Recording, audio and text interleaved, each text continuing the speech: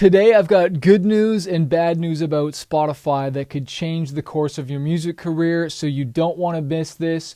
Let's start with the good news or cool news. Spotify just partnered with OpenAI. And OpenAI owns ChatGPT. And I'm looking on Spotify's newsroom right now. And so now you can literally connect ChatGPT to Spotify.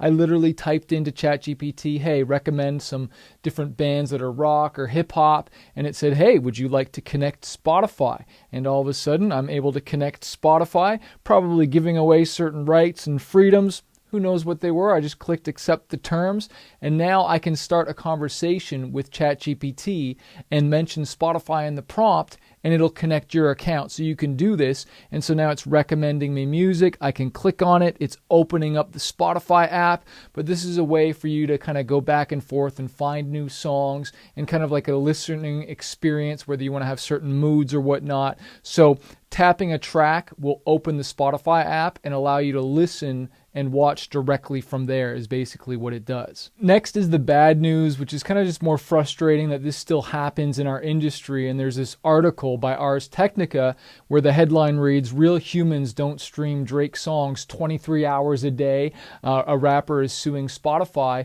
because this lawsuit questions if Drake really is the most streamed artist on Spotify, okay, after he's achieved over 120 billion streams, okay? So the problem here is that Spotify can profit off these fake streams that rob other artists of perhaps hundreds of millions in revenue and shares, right? Because it all goes into this royalty pool.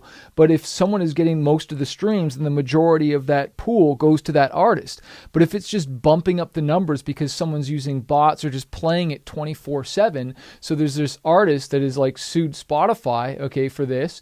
And the problem doesn't just go beyond Drake. You know, it claims that Spotify ignores billions of fraudulent streams each month, and it selfishly benefits from like bot networks that artificially inflate numbers to encourage or attract ad revenue, because you can run ads on Spotify. Like if you go to ads.spotify.com, you can run ads literally in their app. And I'm not talking about Spotify Marquee or Spotify Showcase. I'm talking about just different ads like where companies run them, like Pepsi or Coca-Cola or any company that wants to run an ad inside Spotify can do that. Now, as us as artists and musicians, we can run ads like that, but we normally use the Showcase or the Marquee, which is more just music based. But the problem is that, look, there's just streams that are artificially bumping the numbers and making certain artists look bigger than they are, attracting more ad revenue when it's like, okay, is there really that many people listening? Because I don't want to run an ad to a bot. Okay, someone's playing my song and then it's all of a sudden, okay, the ad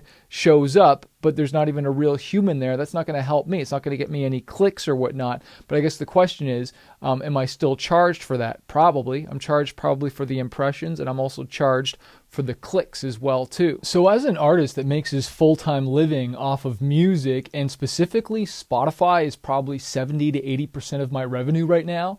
It used to be 100% in touring, but when I stopped touring and started focusing online, Spotify became my main income stream and has honestly been for years. Of course, the publishing and TV and film, but what can you do as an artist to protect yourself? Because Spotify might not be here forever, and we can be growing on this platform, and then all of a sudden it can be gone. Like, do you remember MySpace just all of a sudden disappearing? I put a lot of hours into growing that, and it's gone. Social media platforms can come and go. So what can you do to protect yourself? Well, the number one place I would focus on for social media is YouTube. Because YouTube isn't just social media where you can post videos, you can do community posts, but it's also a streaming platform, right? You're watching this on YouTube right now. You might be watching it from your computer. You might be watching it from your phone. You might be watching it from your TV. So you are literally plugged in, okay? And Google owns YouTube, which is the largest search engine, right? And so I would really suggest you start growing there. That is definitely one of my I think second or third biggest royalty stream. The next one I would definitely focus on is Apple Music. And they're coming out with a whole bunch of new tools, okay? I just got an email from DistroKid, and they're allowing you to look at your data more, playlists. I think they are really trying to grow and connect with artists, because you got to be honest, Spotify has done a really good job. We got the Spotify Wrapped coming up. They allow you to run ads, get the playlist community, the Spotify Canvas, updating your profile, connecting your shows, your merch store, all these different things. You gotta give them a little bit of love, okay? Because they really have reached out to the artists as much as we can complain about the streaming royalty and all the other things. But again, we don't want to just be on there. So YouTube, Apple Music would be the second one. Those are my top three. Okay, Spotify, YouTube, Apple. Then where else are you going to grow, right? Well, you want to make sure you're growing that email list, man.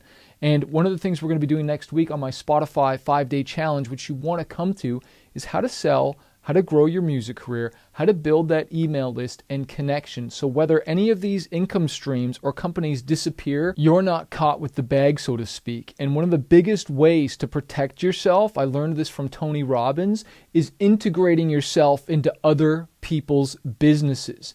How do we do that as artists?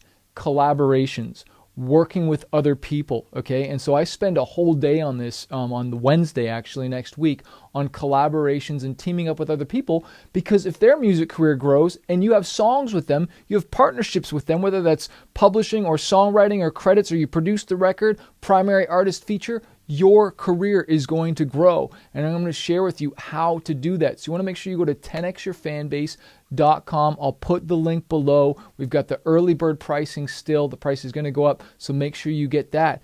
But I want to encourage you, man, like grow outside of just one platform and focus on it. Like really give it the effort. Obviously, you got your Instagram. You got your Facebook, whether it's Instagram Reels, Facebook Reels, of course, TikTok for discovery. But at the end of the day, we don't own those platforms, okay? And you want to focus on the ones that pay us the most. But don't listen to all these and say, okay, I'm going to grow all of them. Choose one. Follow one course until successful. Focus on YouTube would be the beast. And focus on Spotify. Just those two alone can really grow you. And then, okay, choose your organic platform. Which one is it going to be? Is it going to be Facebook and Instagram? Is it going to be TikTok? Okay. If it was me personally, it's Facebook Reels and Instagram Reels. I post from my Instagram. I got it connected to my Facebook, so it posts on both. And what's cool is once you get enough followers and you get enough views, Facebook actually starts to pay you ad revenue and royalty revenue. It's the same thing with YouTube, right? You get 1,000 subscribers. Okay, you're starting to get paid. Of course, when your music is distributed there and people are listening to your music, you're getting paid. And the same thing with Facebook and Instagram. But once you've grown and hit that tier, then you're also making the ad revenue. And again, now you're protecting yourself. You're promoting your music, but now you're getting paid from multiple different income streams. Smash that button below. Come to 10xyourfanbase.com, and I'll see you on the next Spotify challenge next week.